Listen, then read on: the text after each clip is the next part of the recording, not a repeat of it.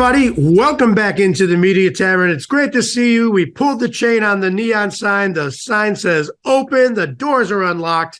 Come on into the Media Tavern with me, Eric O, and my guy, Todd Stanton, right over there. Todd, how are you doing today? You know, I'm doing really good. You know why? Tell me why. Because an hour ago, we recorded this whole episode and realized we never pressed the record button. So I feel really good we mean you, but that's all right. It was fun to see you. Well, anyway. That's why I feel really good, because I can see the recording is happening right now. So I feel more confident that this will be recorded. Well, you know, we haven't had an episode in a while because we had a couple of weeks where things got in the way. You weren't feeling good. I wasn't feeling great, and then we had scheduling stuff, and you and I worked together, and we were under some deadlines and stuff, so it's been kind of crazy. We took a couple weeks off, but we're back, baby, and we're recording. And Todd's T-shirt, which you can't see if you're listening, is telling the story of what is going on today. It's on. It's time. It's the Mandalorian episode, Mandalorian Palooza. All right, Todd's T-shirt. If you're not watching, and you should be listening, it's a podcast. It's a video podcast. Tells the story. It's cool Mandalorian T-shirt and awesome Mandalorian episode in honor of the new season starting. We're kind of gonna do a 10 favorite, most important, cool things that happened in the Mandalorian series thus far. I've deferred to Todd, my resident expert in all things Star Wars, to compile an important list of kind of like some pretty heavy touchstone moments that have happened in the series.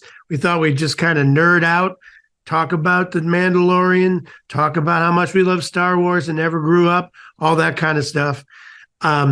First of all, before we get started with this list, Todd, tell me kind of your overall thoughts about this.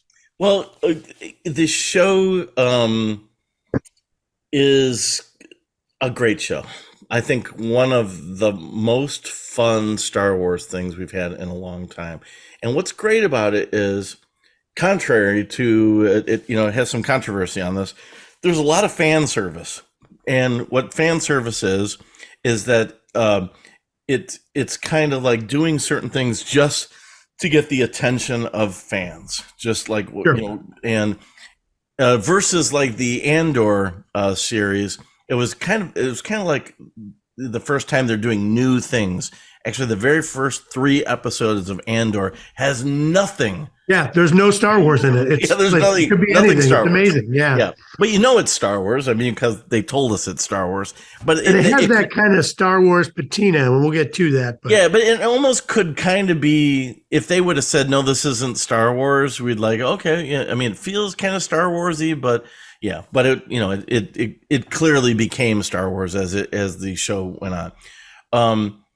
But this show does a lot of fan service, and I, for one, love the fan service. I love that they are going back to certain planets and using certain vehicles, and you're seeing and maybe some characters that were really just kind of background characters before. It's like, oh, there's that guy. Oh, there's that robot. I mean, I love that stuff. So yeah, some of the tertiary characters, and you and I talk about this all the time, but like the original trilogy, of course, is very close to both of our hearts. The Star Wars, New Hope, Empire, and Jedi, and those are big movies for us as we were growing up. And kind of like just still today. Clearly, you're you're a collector of most crazy things, toys and whatnot. And the thing that I loved about what I love about the Mandalorian is the same reason that I love the original trilogy, and that when the first time you see A New Hope, you're just dropped into this universe, and you're like gobble up every single aspect of it. Yeah. You these crazy new characters, and like you said, a lot of the first even like few minutes of A New Hope, there's no humans. It's all like there's like some droids and robots and aliens, droids and just everything about it, the world of which it is, the lighting, the sound, everything is just incredible.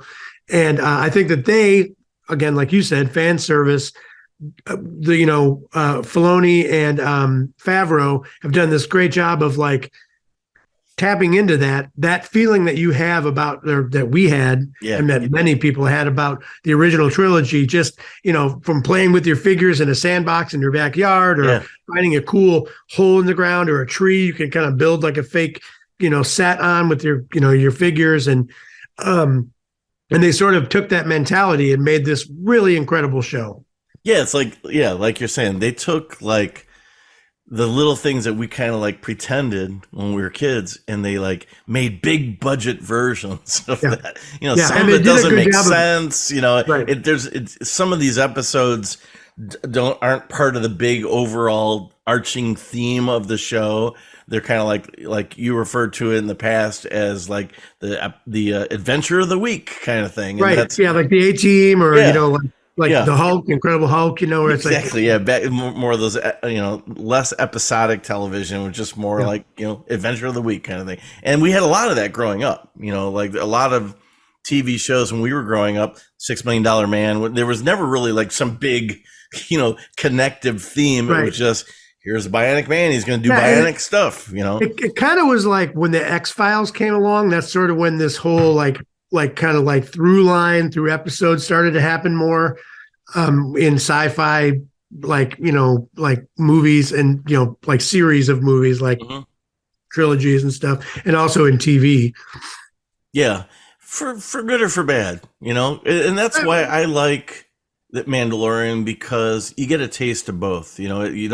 It can be the adventure of the week, and we don't have to like, oh yeah, he's doing that because of this, that, and the other thing that we saw. We just go.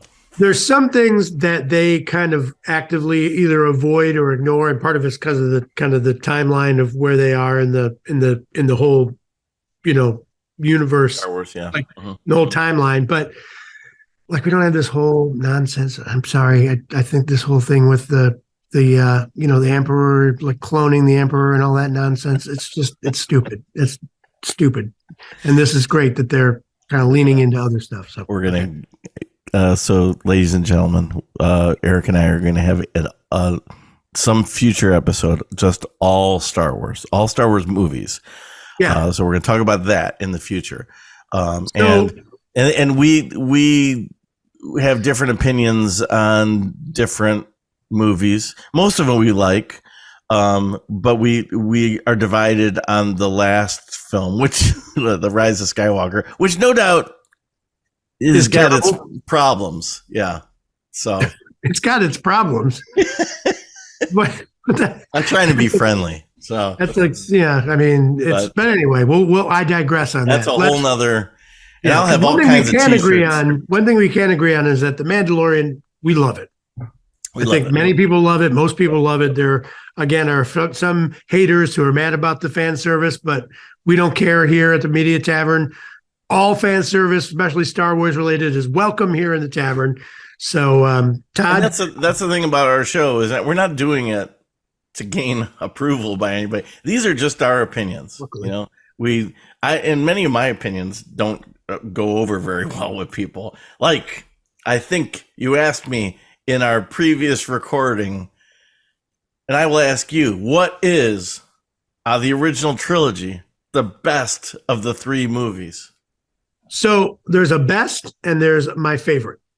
Okay. And my favorite of the original trilogy, and actually I guess I'm going to kind of cheat on this because I think it's also the best, is A New Hope. Yes. Why? Well, you and I spoke about this earlier today when we tried to record, but it's the table setter. It's the thing that came out of nowhere and landed in all of our, teenage and younger, like tweener when we were kids laps, what is this? Like, here's this whole crazy galaxy of characters and a storyline I've never heard of. And I wasn't like, a big sci-fi. I mean, what did I know about sci-fi really, Yeah. And to have it, and now,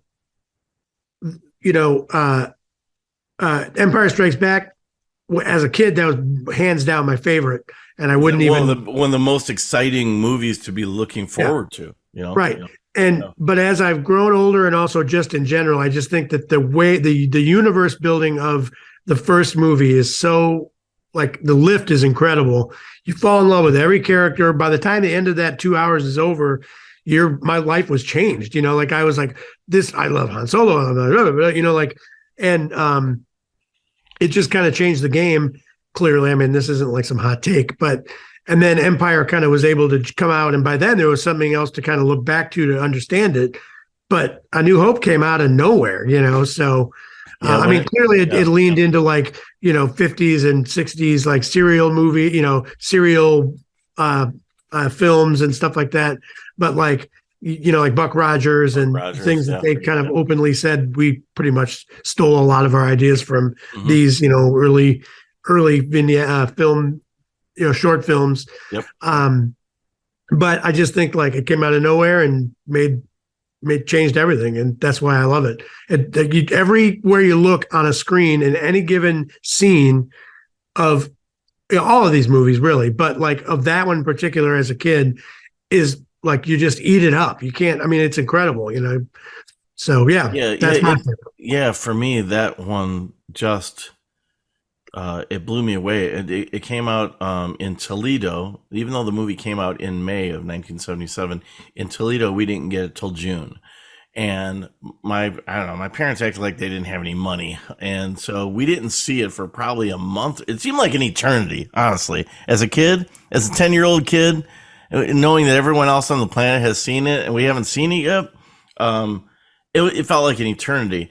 And the funny thing is that there was a kid in the neighborhood who put on a Star Wars play, and he got all these other kids, and we put on a play in our garage, in his garage, and we had a bunch of the parents come over, sitting in lawn chairs in the driveway. And this is amazing. I've never heard. We did, and I was Darth Vader, and my brother, who's younger than me, was Obi-Wan Kenobi.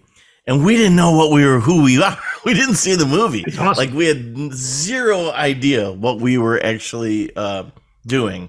And it was in my memory, it was a really bad version of the movie because it was really quick scenes and nothing made sense.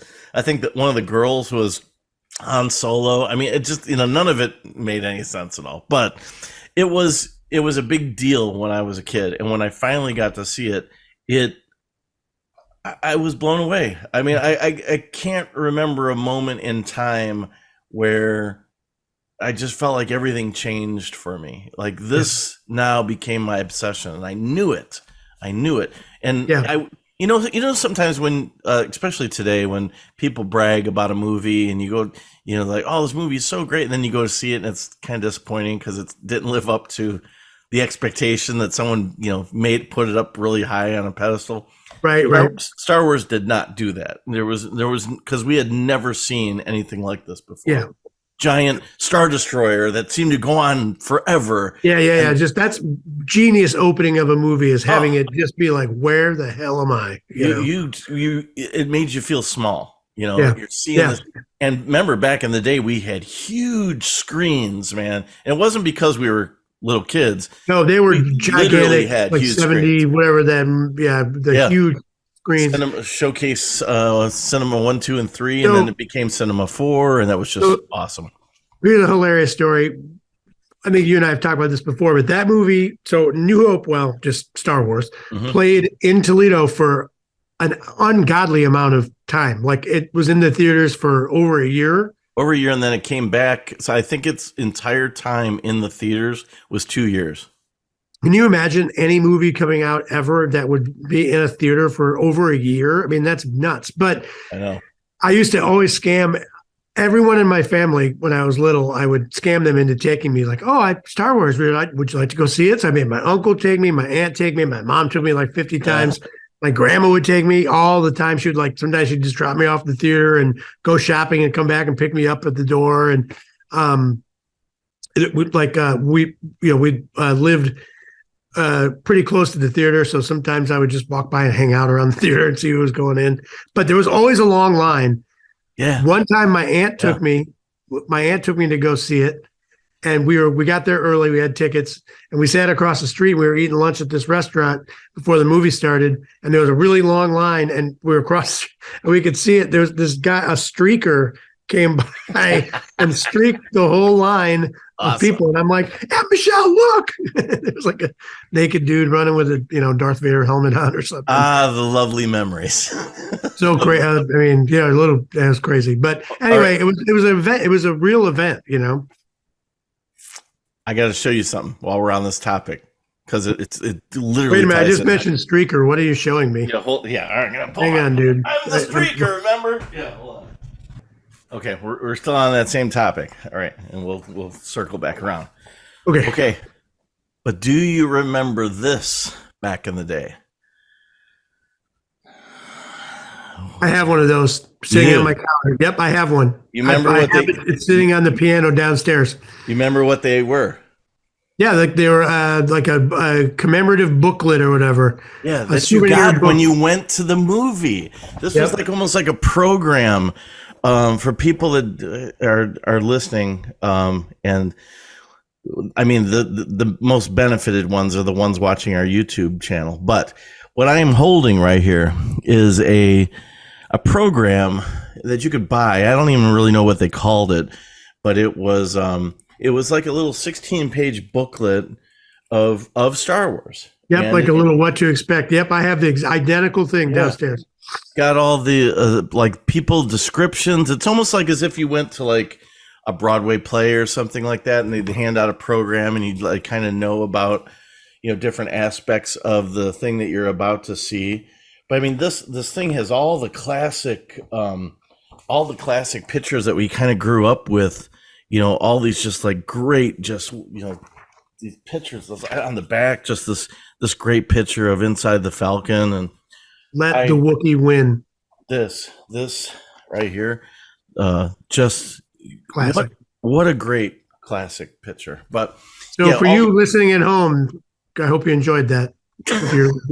Well, it's this program that they used to have, and it a few years later, it started phasing out. I mean, it became, as Star Wars came to the theater every 3 years, Empire Strikes Back, Return of the Jedi, you did have a commemorative book. You could actually get a commemorative book of like $3 at the time, and I have those. There's one for Empire and one for Return of the Jedi. Yeah.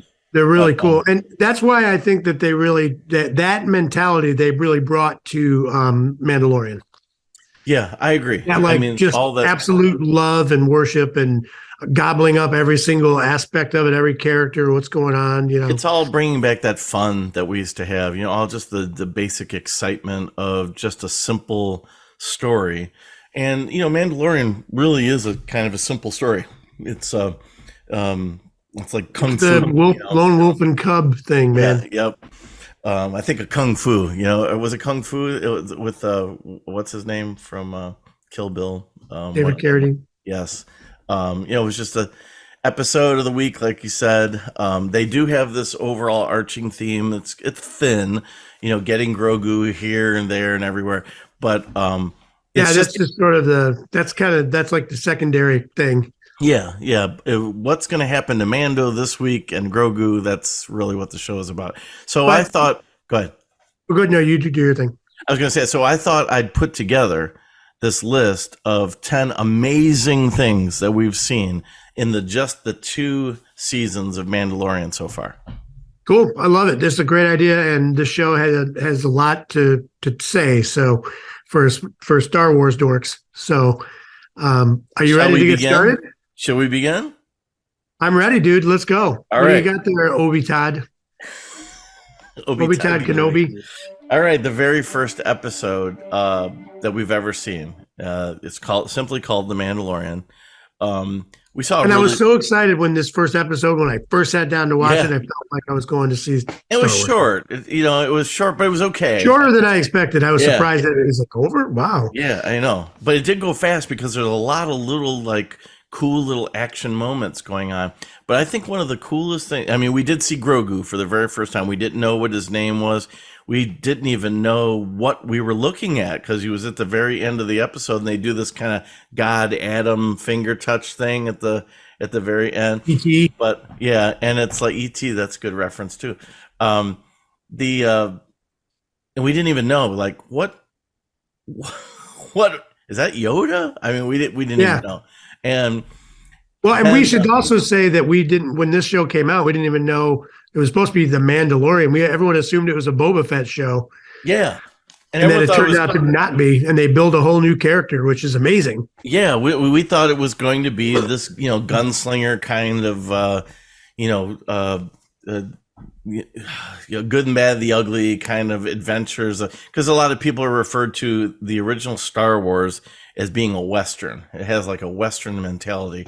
So when they said they were going to focus on a Boba Fett type character, we thought, okay, I mean that fits into the whole genre of like a Western theme. So, and then we open up inside of a bar, a saloon kind of thing, and he's a bounty hunter, and like, okay, it's a Western in space, exactly what we want apparently. So, but the greatest moment, warm, or I can bring you in cold. Great line. I mean, come on, we're like, yes, hell yes, let's go. Yeah, and to have Pedro Pascal to be him, just the guy's a perfect. Yeah, he's literally the perfect person. He literally is. Even though I think that 95% of the time it's not even him because he only takes his helmet off. Could be. Twice. Yeah. But when but just as a guy and who's under there, it's like he's perfect. Yeah, he is. I mean, I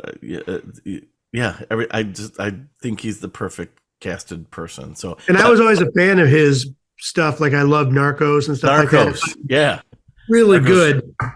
And I was like, wow, this is gonna be an interesting guy to be this character. But I mean, just his voice and his demeanor is kind of this. Yeah, he's got like a good soul kind of person. Like he's just an overall good guy.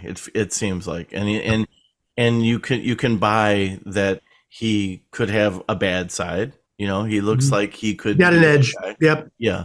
But you can he's also good. He's okay to kill if he has to, kind of thing. Yeah, but you can buy him as a good guy too. He's very Han Solo-ish, has that feel demeanor, which I think is perfect for the role. Yep, I'm with you. All right, what you got here for the first episode? But in that first episode, as I described, I think one of the best things that we got to see was IG-11 doing a shootout.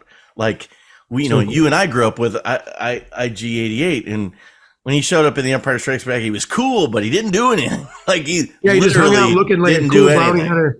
Yeah, he's like a cool bounty hunter, vacuum cleaner looking dude. Like, what is this? Hey, and a little bit of trivia. More about that guy. Yeah. A little bit of trivia on that. The head. Do you know where the head comes from? No. The head, I believe, is like the inside of a catalytic converter. Oh, okay. It does look like that shape. That's amazing. But we had seen the head before Empire Strikes Back. Do you know where? No. It is, next time you see any cantina, it is in the center of the cantina bar. Behind the bar, you'll see a row of IG heads. Oh, like where the bartender's back there? Yeah, like a part of the distillery looking, Yeah, okay. Yeah. That's awesome. I didn't even know that. Yeah. That's great. Even in The Mandalorian, when they go later on, they go into the cantina, you'll see a series of IG-11 heads. IG-8. That's so cool. So anyways, I thought that whole scene was great. We see like this very robotic looking mechanical, like whoever designed the look of the motion.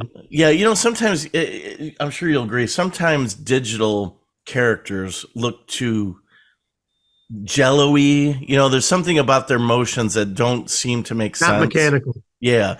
But I think they went even farther with the mechanical thing. Like he almost looks stop motion animated. His movements are very deliberate. They're very just like it's almost stops. Like in the world of the show, it's almost like old tech. You know what I mean? Like it's got that vibe of like this guy's like some old last machine they found. Yeah. Yeah, he doesn't have real fluid, Toy Story Woody movements, to him. It's just perfect robotic. It's almost like he can't turn two joints at the same time. It has to be like sequential kind of thing. Yeah, like one and then the next. Yeah. So, Which, by the way, I know the feeling. I'm getting old, so I get it. dude, I know I can barely get out of my chair sometimes. Okay, but I thought that was one of the really cool things we saw. So, all right. Well, I think that they did a great job of taking and making that a character, like a full blown character, where he used to be kind of a killing machine, then became kind of a caretaker. Yeah. And I just think that was a really cool. Well, and I had also hoped that this was going to be his homeboy. That's what I thought. I think we all did, right? Like, I thought everyone thought that was going to be his guy. Like these dudes are going to kill him. Mando and IG-88, IG-11 show. Awesome. Then they just said no. Yeah, all of a sudden there's a baby? I mean, yeah, right. And then, like what? But because at the end of that episode, we go from being blown away by seeing IG-88 or IG-11, look at him. And then he's blown away at the end. Like, oh, man. It won't be the first time that we fall in love with the thing in the show that gets removed from the situation, but we'll get to that later. As we proceed let's go to the next episode, shall we? All right. So I think the next coolest thing that we've seen is actually in the very next episode. It's episode 2 of season 1. It's called The Child, and even we come back to Tatooine, which is cool. That was cool to see right away, but we don't spend a whole lot of time looking at it. What we do see is Sandcrawler. And we see Jawas.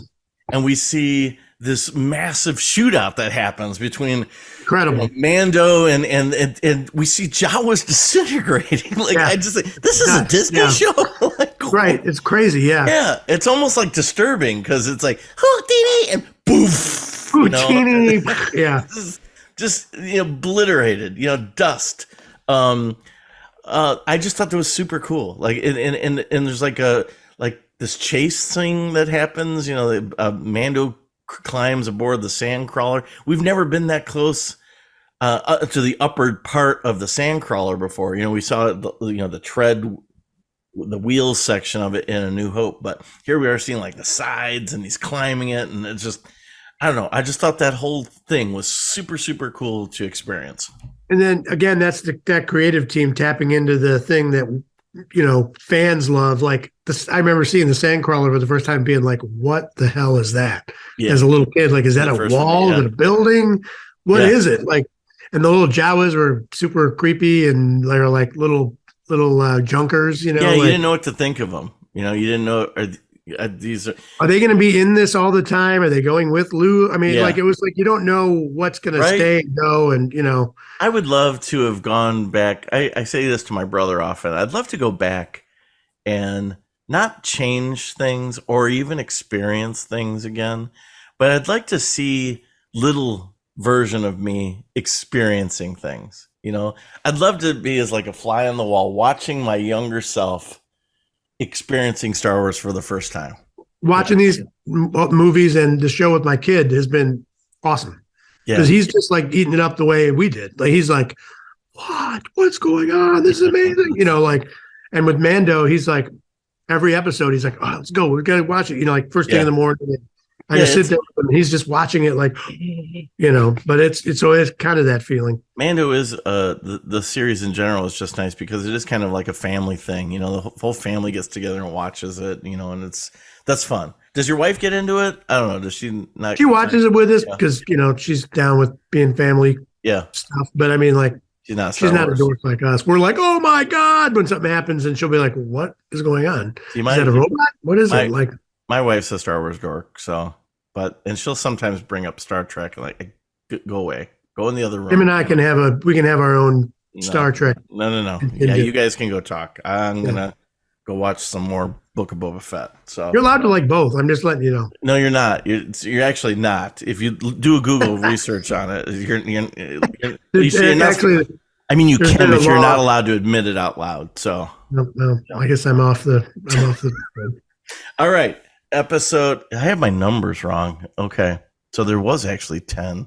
I said 9 in the first episode, but just ignore that. Okay, then the very next one, number 3, is the next episode, which is called The Sanctuary. It was episode 4. I'm sorry, I said very number good 3, episode. But cool one, yep. Episode 4. We skipped episode 3, but it's the third coolest thing I think that we've seen. is it's called the Sanctuary, and it's where he I don't know, Mando has a thing for some girl on this planet, which Yep. she's a good looking girl, and he could be a good looking guy, but he can't take his helmet off and show her. He's But definitely got style and yeah, panache. yeah, well, and I think she's into guys with helmets. I don't know. I don't know that much about her, so I can't really make that judgment call. But that's not the cool thing in the episode. The cool thing is this ATST is Yeah, man. Another attacking cool these thing. villagers, reminiscent of almost like a Return of the Jedi, where the ATSTs are fighting the Ewoks, but Yep. um, Definitely but had it, that vibe to it. but it was Really shows you like how helpless you could be around one of those things. yeah, and it's like it was like a rogue one. It wasn't like it didn't even belong to the Imperials anymore. It was like this decommissioned Yeah. whatever. But it had like the red eyes. Remember that? It's got the red. Super cool. Yeah. Super creepy looking, and even Return of the Jedi, as fun as it was as a kid, when you watch it now and these Ewoks are fighting this thing, you're like, okay, I can make excuses for it. But in this episode, we're dealing with actual humans, dealing with one of these things. It's not any easier. Exactly. Yep. So they're still having, and there's only one of them, not like how many there was in Return of the Jedi. Those chicken walkers can be dangerous. That's right. Chicken walkers, yeah. All right. So that was it. Good one. I like that one. That was a good episode. Good point there. Yeah, it was a fun thing to experience.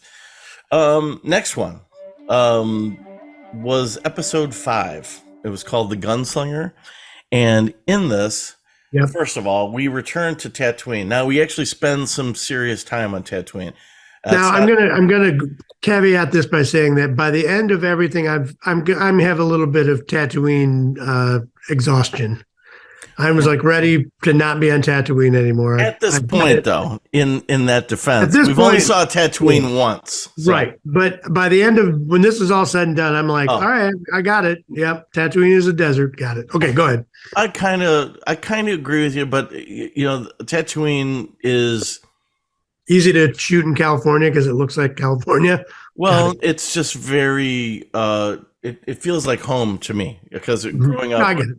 With episode, I'm sorry, A New Hope, the original Star Wars, and Tatooine was almost a character in itself. It's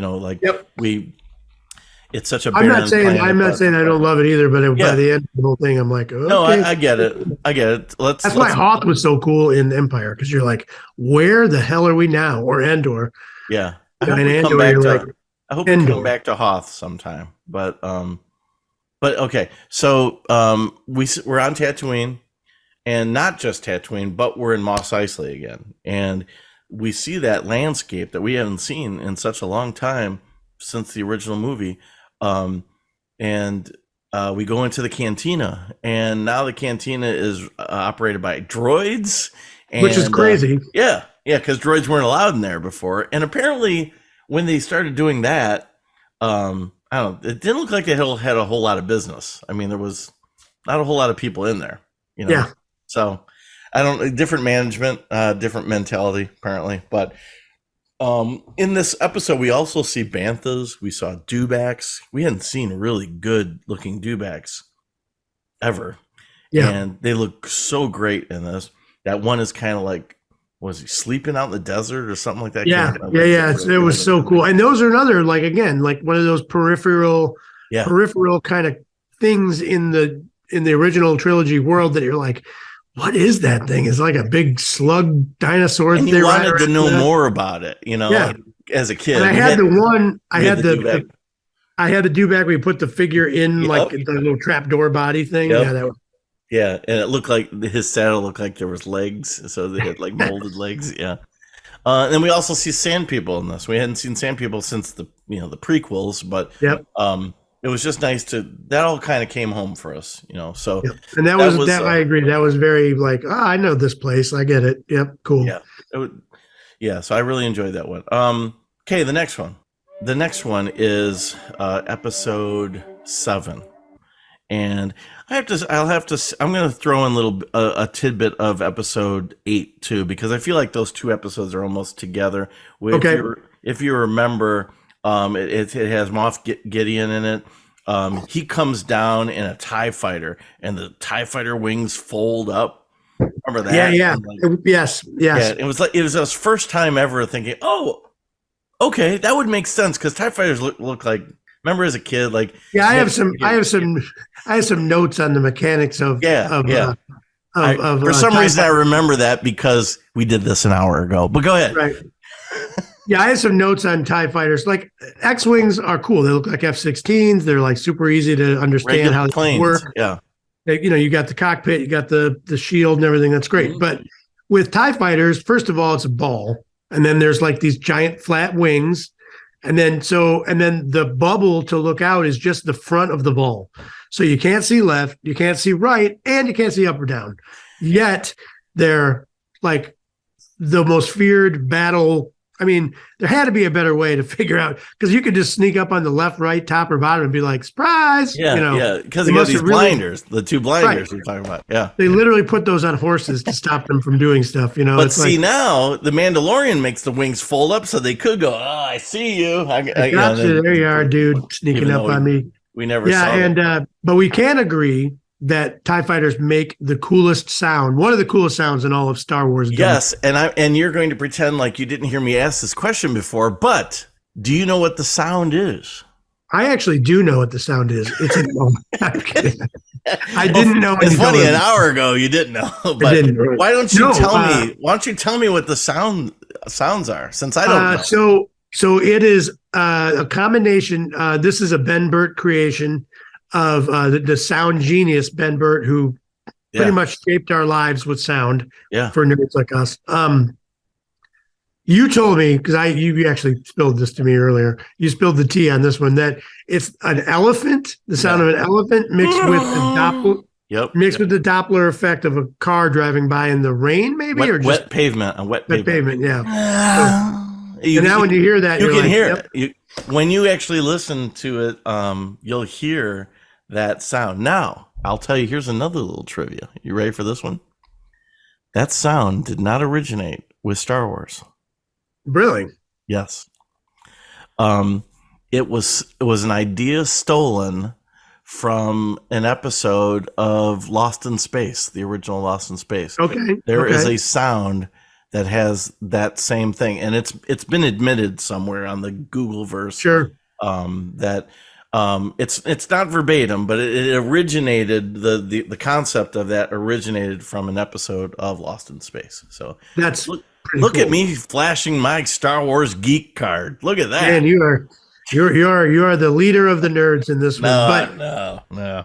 Another thing about TIE fighters before we move on is the first time I saw the Rogue One preview and those TIE fighters are cruising across the beach, I was like, oh my God, that is the coolest thing I've ever seen in my life. Yeah.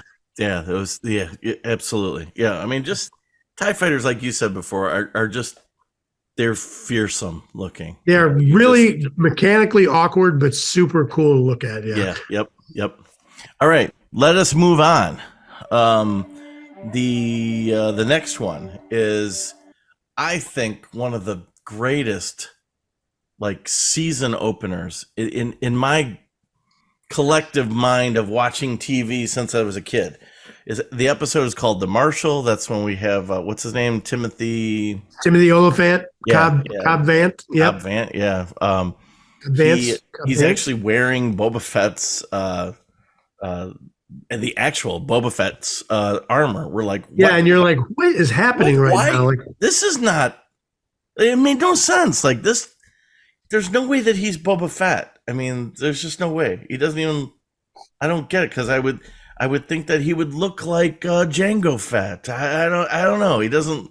So you're kind of you're baffled by that. But what we find out is that he's not Boba Fett. He just found this armor. And what we experience, the cool thing though, the super cool thing in this episode is that our band of heroes are fighting on Tatooine. We're back on Tatooine. So sorry, Eric. I don't mean to. We're back. Here we go again. Back with some Tatooine. No, I get it. Well, for a gunfighting thing, you're not going to find a better place. So go ahead. True. Yeah, it's very deserty looking. But that's not the cool thing of the episode. The cool thing is something that you and I kind of grew up with, at least the knowledge of it. We heard Obi-Wan Kenobi make the sound when he's like trying to find Luke when he When he first scares off the encounters Luke. Tusken Raiders. Yeah. Yep.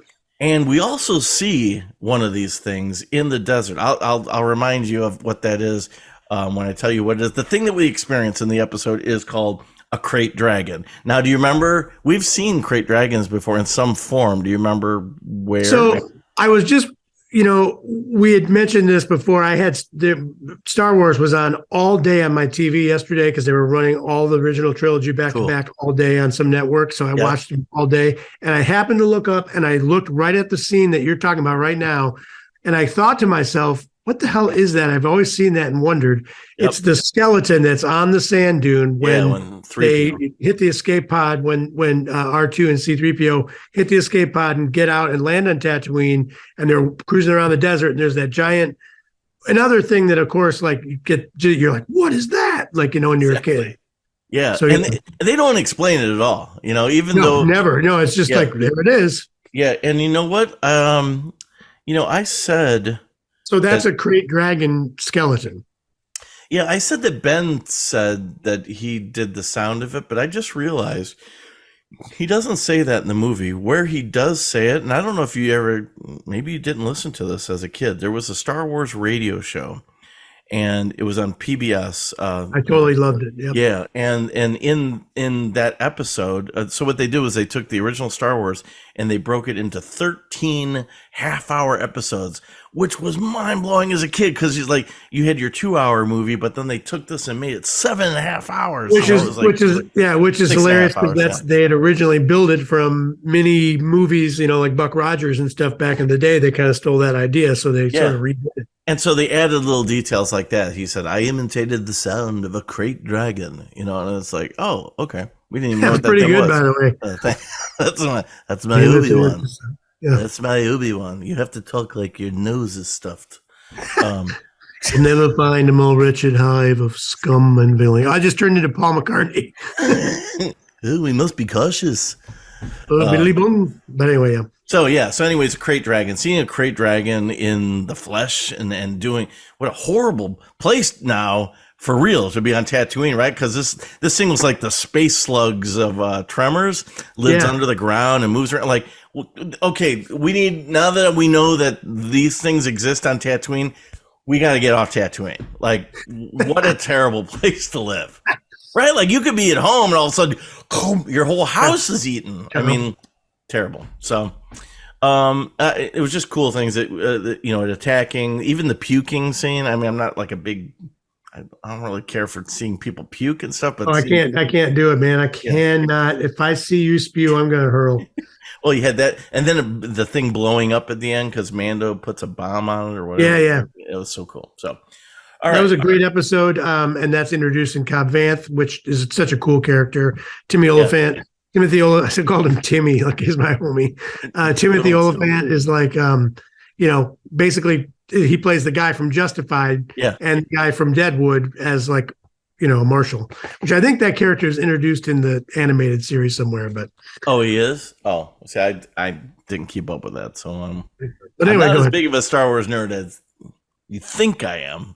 As I sit in my office here with a life-size Boba Fett, a Han Solo and Carbonite. I've got a Grogu and a Jawa behind me, but I'm not a big Star Wars fan. Okay, moving on. Next episode. It was called The Siege. So it's actually like the 4th episode in season 2. I mean, we've seen cool things in 2 and 3, but this one I thought was really.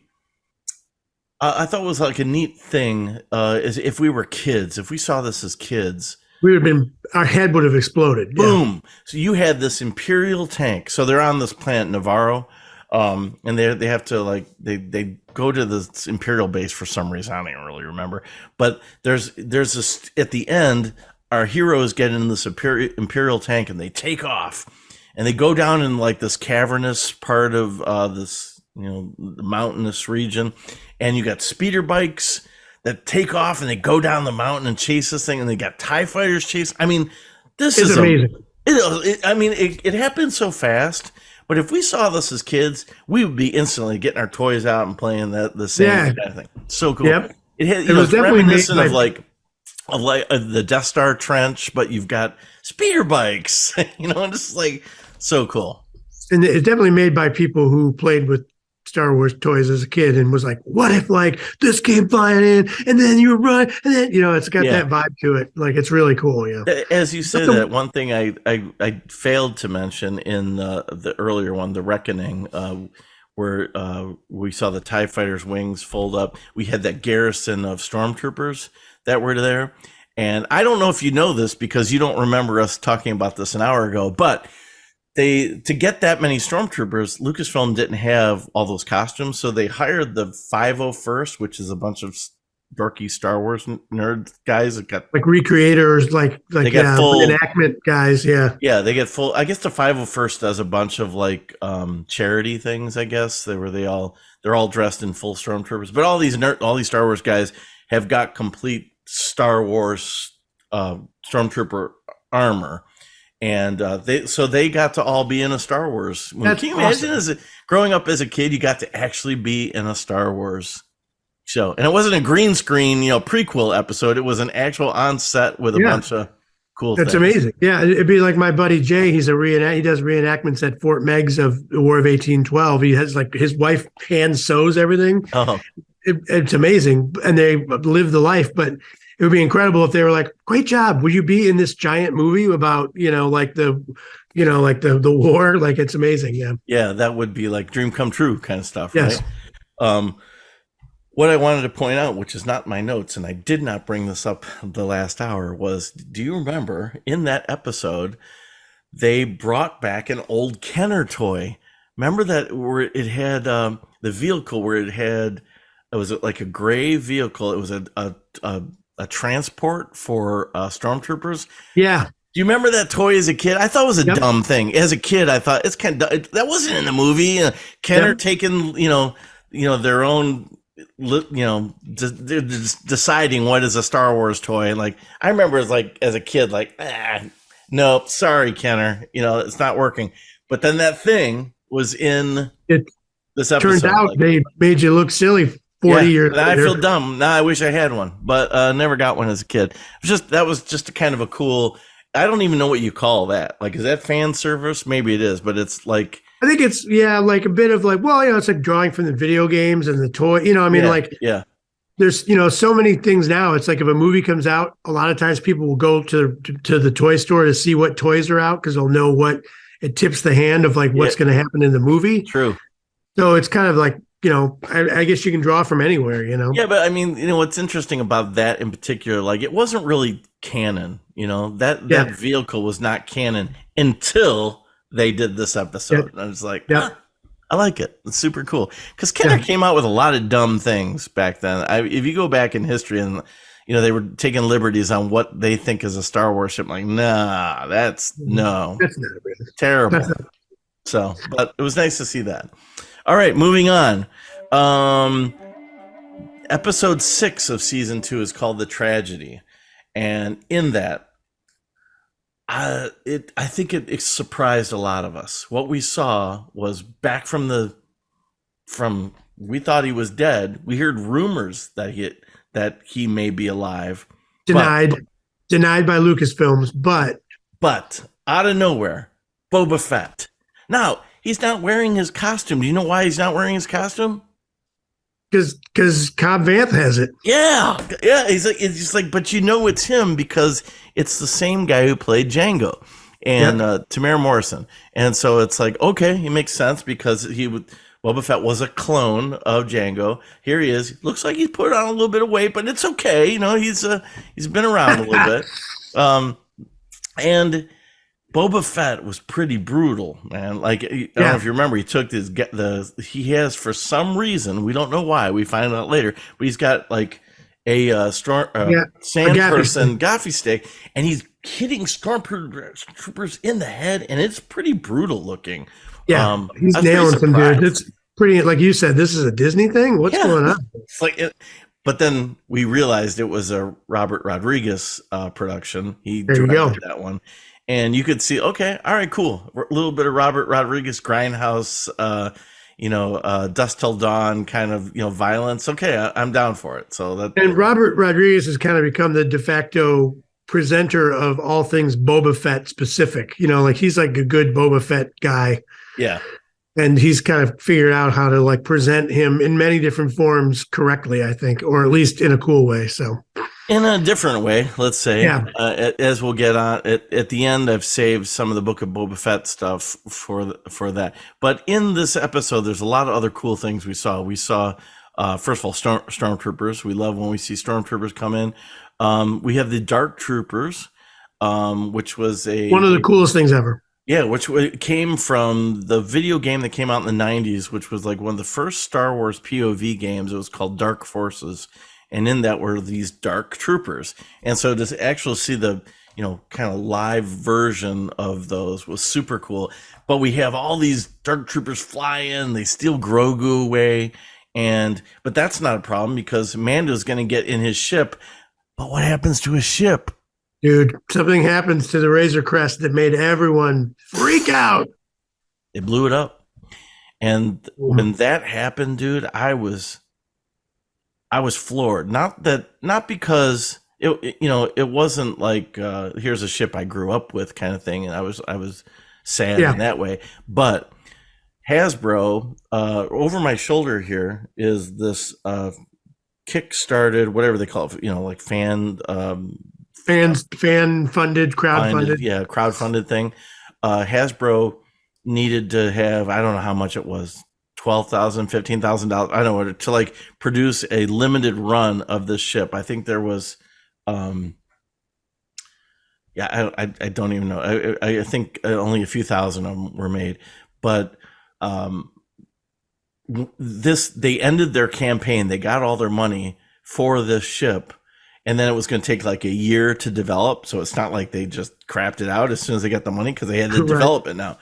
But that was like 2 weeks before this episode. They got all their money. Then all of a sudden, they blew up the ship. They blew it up. I'm like, you blew it up. I immediately said to my wife, fans are not going to be happy. Yeah. And the next day, man, people were pissed. I mean, they were like, what's going on? Hasbro, what are you doing? And people were saying, dude, it's not the first ship in Star Wars that is blown up. We've always had ships that come and go. So, but it kind of had also, beyond the crowdfunding thing, had become kind of a favorite. Like it sort of become like almost like a Millennium Falcon kind of thing, where it's like they're kind of where the place where they hang out. It's got some tricks up its sleeve. It's pretty, kind of a cool ship. It's got a unique looking, it's like they're kind of their home. They're kind of like a motor home flying around. Yeah. And it's like, it's kind of got this like war industrial kind of look to it. So it's not super sexy looking thing, but when I first saw it, I didn't know really what to think of it, but when I heard, go ahead. Well, no, go ahead. What were you going to say? Well, I was going to say, when I heard that it was more of like it's like a decommissioned kind of war, vehicle, I thought, oh, okay, that makes more sense because this ain't like some luxury vehicle by any means. For this guy needs something that's going to be kind of a battering ram of sorts. So what do you think? One of the things I like about one thing that Star Wars does really well with certain things like this is you understand the landscape of certain things really. My hair is going nuts. Sorry. You understand the landscape of things really well. Like if you as in your mind, you can figure out where you are. You could walk around the Millennium Falcon. You know what I mean? Yeah. Like where the cockpit is and where the storage bays are. And the same thing with the Razor Crest. Where everything is in your mind inside that ship. They did a really good job of presenting that as like, oh yeah, you would go downstairs and there'd be that closet where he keeps all of his stuff and Grogu hangs out in there. There's it's cool how you can kind of map that out in your brain. They do a really good job with that. Yeah, so when it blew up, everyone was sad. At least I was. You're right. You kind of got familiar with the thing. You did for the, now it's been like a season and a half, and we've become familiar with the lands or the interior of that ship. So you're right. Yeah. It was kind of like, did they really just blow up something that I felt like we just got used to? We love that thing. It's their home. Yeah, it's like a little A-team now van. What? All right. So moving on. uh, episode 7 of season 2. It's called The Believer. And again, this is one of these one-off episodes. It reprises Bill Burr's character, who was in one of the season 1 one-off episodes, the prison break, the space prison break one. Yep. Yeah, very cool. Different characters. I didn't really care for the woman in that, kind of the crazy woman, Twi'lek girl, whatever she was. But Bill Burr was cool in it, even though the guy acts like he's never seen Star Wars. I thought it was in this one, The Believer. We bring back his character, and they go to some planet called Morak. And the cool thing about this was we saw there's this big shootout.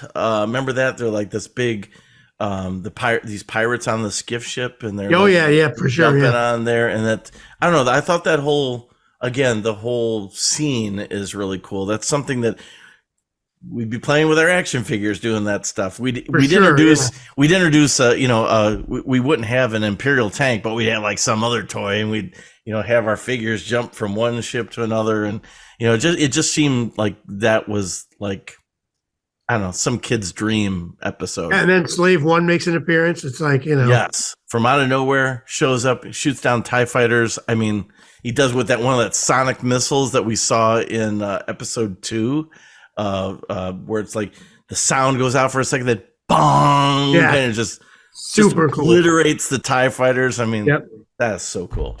All right, now the last one on my list is I'll tell you, one of the most emotional TV episodes I think in my life, honestly.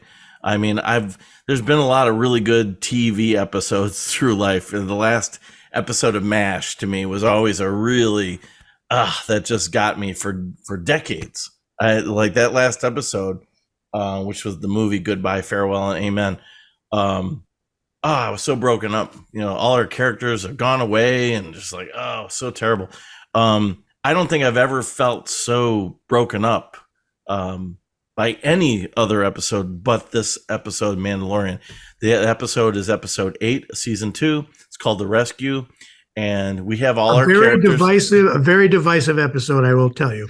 We've got all our characters there. We've got Mando, we've got Cara Dune, we've got Grogu, we've got Moff Gideon. There's all these, great fight sequences, and just we got all the Dark Troopers going nuts. Yeah, all the Mandalorian girls, hanging out and doing their thing. But the big thing was at the end of the show. Someone comes in to rescue because they had sent off like some kind of like. So Moff Gideon is just being a total d-bag. Yeah. Everyone, you can't stand that guy. Yeah. And he has outfoxed everybody and sort of thinks he's got this thing on lockdown, and he understands that the Darksaber has to be won by someone and all this kind of thing. And he turns on all these Dark Troopers to kind of like come in on our, Dark Troopers are coming in, and they're like not going to stop. And it's basically they're coming for it's just, It's, so they it's put like out this, they put out this distress signal for somebody to come help them. And one X-Wing comes in. Now, Cara Dune says, "Oh, great, one X-Wing." And you know what? We've seen X-Wings in the show before. They're kind of like doughy, guys, flying X-Wings, and they're almost like the cops. They're always the cops in this world. Yeah, and they're like, glad someone's showing up. But wait a second, we see a guy get out in a cloak. He's hooded cloak, and I'm like, okay, who is it? And we're thinking, okay, who is this? Is this like Boba Fett or something? I mean, we don't know what is happening, right? What is going on? Who is this guy? And then we see the guy has one black glove, and I'm like, no, they're not going to do it. And then a green lightsaber ignites. Dude, I was blown away. And then it gets better than that, because we had heard that maybe they could bring back possible characters with new actors and all that. But no, what happens?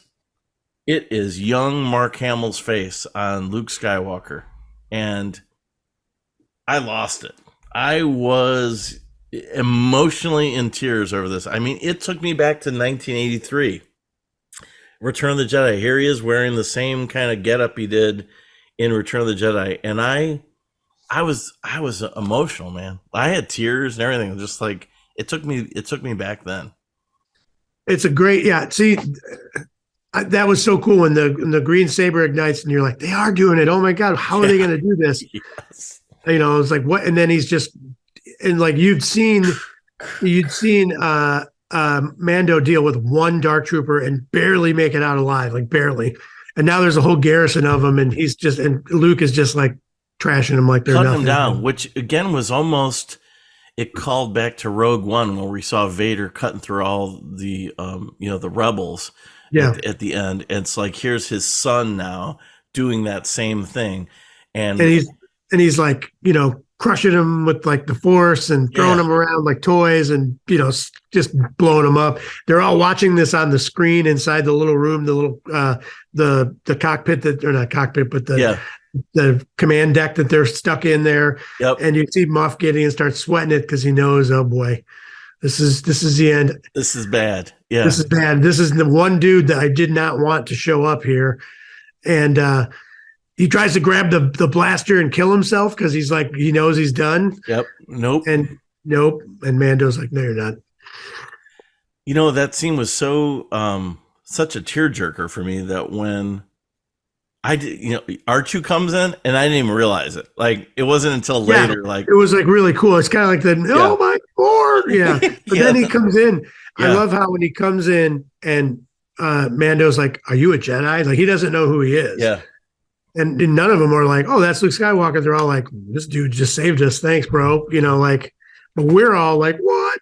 Oh, that was it emotional for you? Oh yeah. My kid and I watched it. I remember it was super snowy. It was like came out right at the end of the year when that episode came out. It was like Christmas, New Year's time. Oh yeah. And we were just like, like what? Like I had no idea. Like I had no clue that they were going to do that or anything. But I will say there's a very split thing. I mean, a lot of the Star Wars people think it's a little too fan servicey and don't think that like the face changing thing they think it's kind of a crutch to go back to the Skywalkers again. Mm-hmm. Your mileage may vary on the quality of the face. Yeah. But I just thought it was a cool idea myself personally. Well, to me, I'm okay with that. If I always thought, do you remember the story in between Empire and Return of the Jedi? It was a Lucasfilm sanctioned whole thing called Shadows of the Empire. It was a book. It was a video game. It was a comic book. I mean, they made a whole thing out of it. This is right before, I think a year or so before they did the special editions, in '94 or whatever it was. But they had this whole thing called Shadows of the Empire, and I always thought it'd be so cool if one day they could make that story. And with this kind of technology, it's very possible they could use all our characters that everyone was in that story except for Han because he was in Carbonite. But you could take all our characters and have all the faces of Carrie Fisher and Mark Hamill and Billy D. Williams, all young, and just, I think it would be a really neat little side story that would be fun to do that, they couldn't obviously do without this technology. Do it right. There was some talk that, and I don't know, it still could happen, that Sebastian Stan, who, is the Winter Soldier, yep, looks exactly like a young Mark Hamill. Like it is crazy how much he looks like him. He looks when very in similar, the right light, Yeah. And there was talk that he may end up playing, Luke Skywalker, like the 70s, our 1970s, like Luke Skywalker era character at some point. So, I mean, there could something to be said for computer generated stuff and or just finding people that could fit. It's kind of hard because it's like when you switch humans, it's a little different. You know what I mean? I'm not against the idea, though. I really am not. I think it's limiting, thing right now is that the computers are getting closer than they ever have been. Even in that episode, I mean, Luke does look a little wonky in places, but it still hit me very, very hard Yeah. The emotionally. idea of it is almost as important as the execution of it, you know. Yeah. Yep. I agree. I thought it was super great. I thought it was really, I mean, I love Luke Skywalker as a, character anyway. So it just brought me back to 83, man. I was just like, I was broken up. But anyways, that's my list of the 10 amazing things that I think it's all subject to, your own opinion, but it's all subjective, but I thought it's a great list. The show is a lot of fun, man. It's like for Star Wars dorks, it's a sandbox, it's endless fun of like, just kind of, I don't know. You can tell that they love Star Wars. The creators love it, Yes. You got any honorable mentions on these? I'm glad that you asked. We didn't actually get to this part when we did this an hour ago. Now it's been 2 hours ago. My honorable mention would be the Book of Boba Fett. And even though the story is a little odd, I think the Book of Boba Fett, in my opinion, is not the story we hoped for. Because when we saw the Robert Rodriguez version episode with Boba Fett coming in and swinging his gaffy stick and all that kind of stuff, we thought, that's bad A stuff there, man. That's going to be like a really cool show.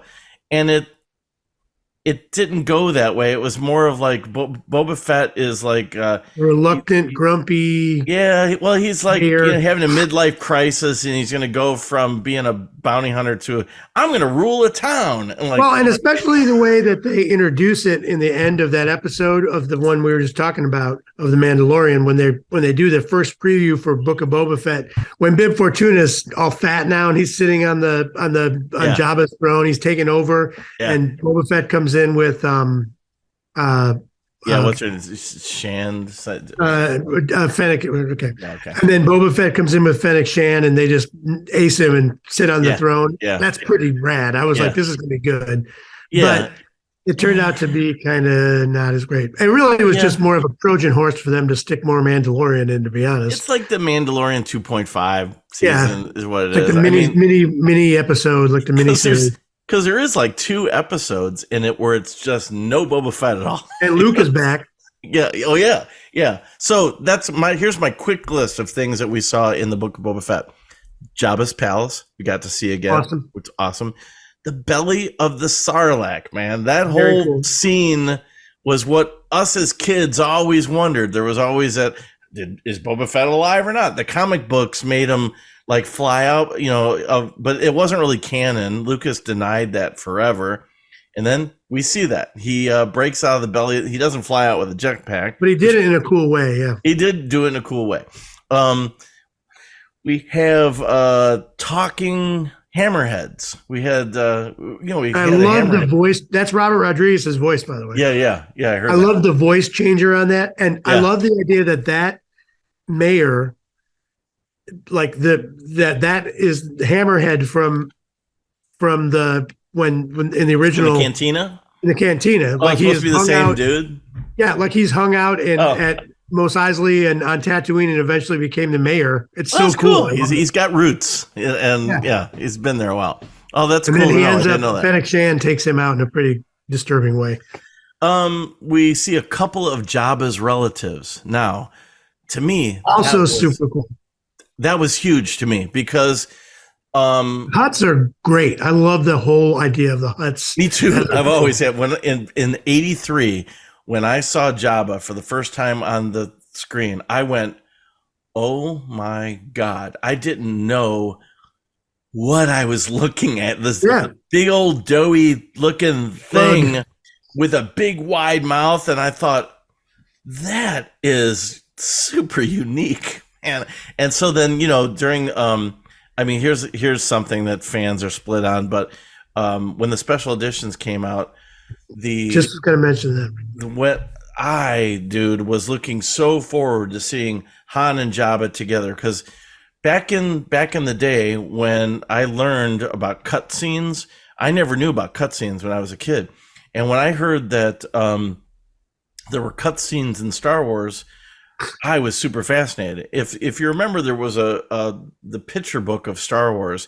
and if you look through it, there was a scene with with Luke and Biggs on Tatooine. I thought that wasn't in the movie. I don't remember seeing that in the movie. And They and so when there was like these cut scenes, and I heard about Han Solo talking to Jabba, because it was actually in the comic books. They had Han Solo talking to a Jabba character, but he was like a green, person. He didn't look like a slug at all. But I was fascinated with the idea of cutscenes. So when I heard that they were going to put that, because they put that in the trailer, that they were going to introduce, and a few new surprises. They yeah. said in the trailer. I was like, oh my god, that's great. But Jabba always looked wonky, And they actually redid Jabba 3 times. If you go back and look at your different copies. I just watched it yesterday when it was on. I sat there and stood in front of my TV and watched that specific scene.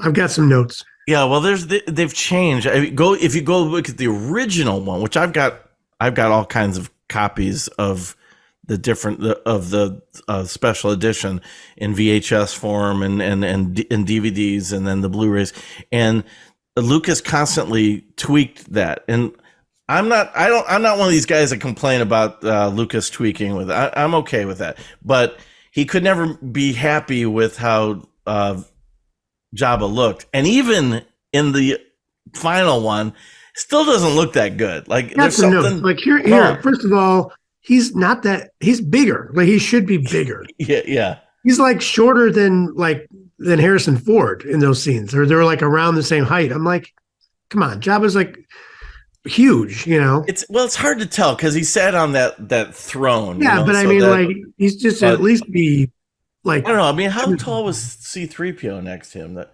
it just didn't have the gravity and I wouldn't be scared of him. I'd be like, whatever, dude. Like, I'm just gonna punch you in the face and move on. I think, but I do think. Okay, so I think the scene in Return of the Jedi, he looks more menacing because he's up on that throne, So there may be that, and we were kids too when we first saw him, so there could be that kind of thing too. But my whole thing is that I just feel like his appearance looks different, and it didn't look totally right. Now, go ahead. But back to the Mandalorian though, or to Book of Boba Fett. Those his like brothers, or is it his brothers? Yeah, cousins. I think. I love that they brought them in and had them. Kind of, they were on that. Pot. Everybody was holding them. Like that had to have been heavy, man. Yeah, that was so cool. I thought those were great, and they're just real shit things too, which I love too. They're just total terrible people, or terrible creatures. What I think would be a really, really, really good show. All right, and I wish I could pitch it to someone at Disney. Is I want to see Jabba in his gangster days, like a gangster Jabba series, where it's all dark, it's all adult, it's real, adult themed seriousness, dark, gritty. That's how he made his bones. Yeah. Why he's feared, Yep.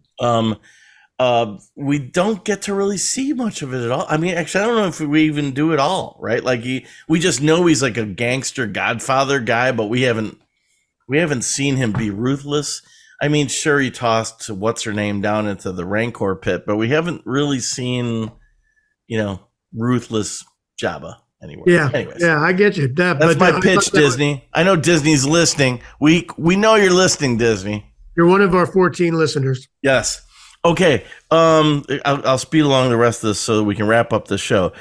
We have we see Anchorhead, which to me was super. Tashi Station, Cammy and Fixer. Most even Star Wars nerds don't even know who Cammy and Fixer are. There's a Star Wars episode, a radio show, A Wind to Shake the Stars, which was the very first Star Wars radio show, and in that is Cammy and Fixer. They were 2 of Luke's friends on Tatooine, and seeing them, they were cut from the movie. There were scenes that were filmed with Cammy and Fixer in the original movie, and they were completely cut out. And so to see that their characters are actually, well, they're still in Anchorhead, they're still living there, still in Tashi Station. That must be like, their their sports bar that they go to every week, and it was just cool seeing them. We got to see Danny Trejo, Machete in space finally. Eddie, don't text with with the Rancor. Slave One shooting down a band of speeder bikes. Oh my God! Return to the wreckage of Jabba's barge. Then we went out there and we saw it all kind of obliterated there, and fighting the Sarlacc. The Slave One goes in and shoots down the mouth of the Sarlacc. Yeah. Sheesh. We've got Mando chopping a guy in half with a dark saber. Awesome.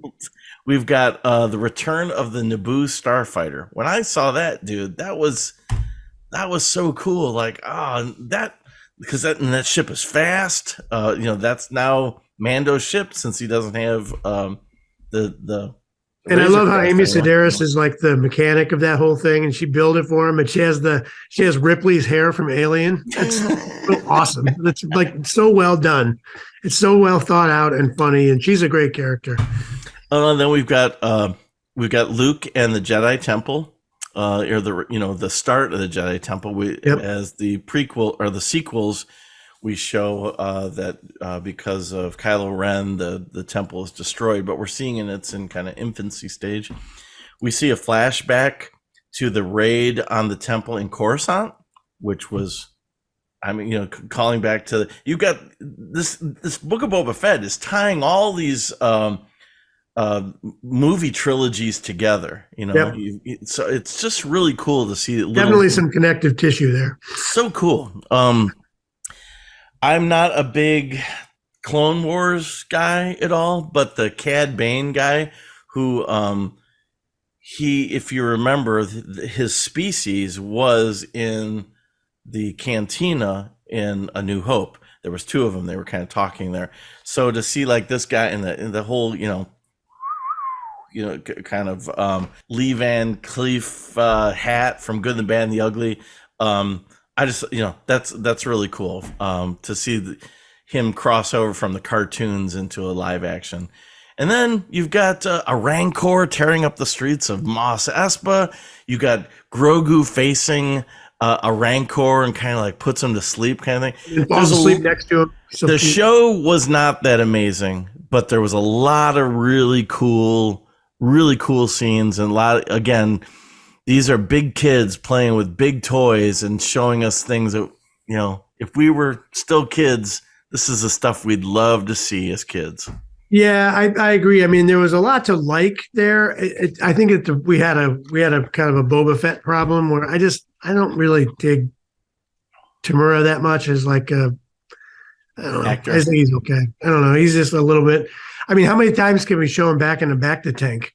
It's like every time he's like in a Bacta tank getting a spot treatment. It's like that's a lot of time. Good for him. He was doing bounty hunter for a long time, and now the Bacta tank is it's a rejuvenation for his like body, but it's almost like a jacuzzi. It's like. Yeah, I don't know. I thought Chris Stanton was really cool because that was a kind of a peripheral. Like I'd always heard there was other Wookiees kind of guy. Yeah. So Black Chris Stanton came from the comics, but it brought him in too. Kind of another cool thing that they brought in, and he's just a cool character. I just think I like him a lot. And when he came in and got Boba out of the Bacta tank, finally. Yeah. That was a pretty cool scene. One thing even though they ended up becoming homeboys anyway, but one thing I didn't really care for was those like half robot kids, the human mods. Yeah, dumb. And they drove like those Vespas.